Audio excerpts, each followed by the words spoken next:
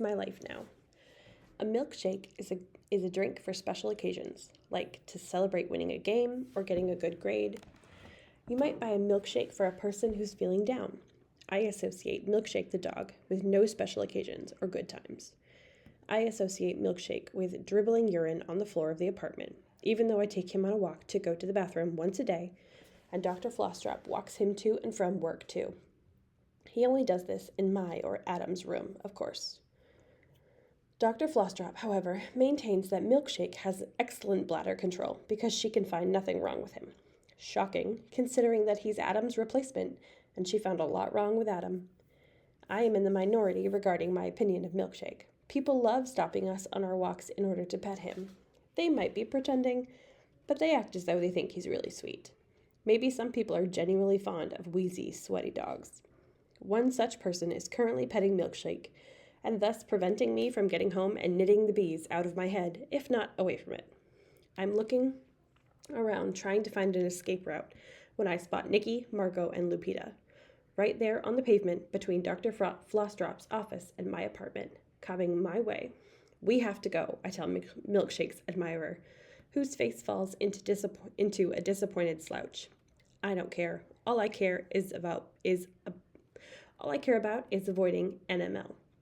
I steer Milkshake down the street and towards the oleander hedge, which I proceed to hide behind, crouch down to Milkshake's height. Even though the leaves are pointy and known to be poisonous when eaten, I stick my face through so I can see NML. Lupita wears purple, like always. Margot has a bunch of skinny headbands on, some plaited, some flat. NML are laughing together, and right at this very moment, Nikki is throwing her head back like she's having the greatest time of her life. I wonder what they're talking about right now. I mean, don't they remember this is where I live? Where we used to have sleepovers after roller skating? Do they ever even think of me? Maybe only when they want to betray me. I lean further into the oleander hedge in order to keep spying, so much so that I'm teetering on my tiptoes. That's when Milkshake, with more gusto than I've yet seen him display, decides to take off. He pulls on the lead, which slips from my hand and makes me tumble. I fly out from behind the hedge onto the pavement, right in front of NML. They stop abruptly and look down at me, all three of them, wondering at this spectacle before them. At least they stop laughing. Milkshake sniffs their shoes. Before they have a chance to say anything, I scramble to my feet in the most ungraceful way possible, awkwardly adjusting my hood placement. I really don't need them to see the creatures I'm hanging out with these days. But I feel compelled to say something to hurt them like they hurt me with their betrayal. Thanks a lot for turning me in on the last day of school. Then I grab Milkshake's lead and race back from whence I came. Zinnia? I hear Nikki and Lupita say simultaneously, but I'm not about to turn back.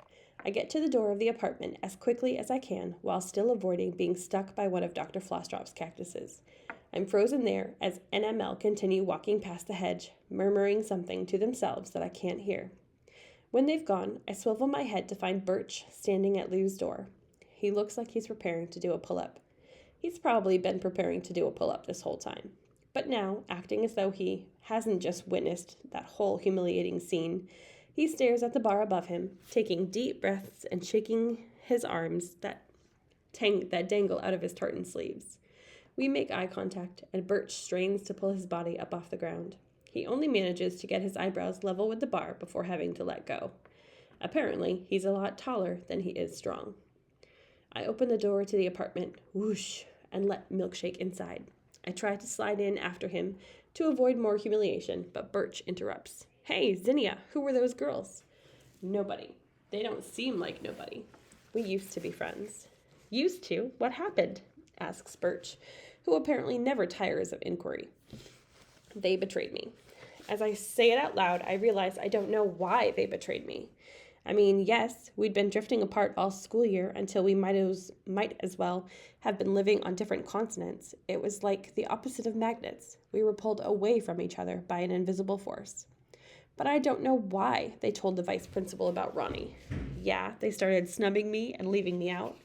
They looked at me strangely when I knitted my never-ending scarf, and they spent all their time texting each other. They didn't want to hear about Adam or yarn bombing. Eventually, they no longer invited me to roller skate or whatever it was they were doing now.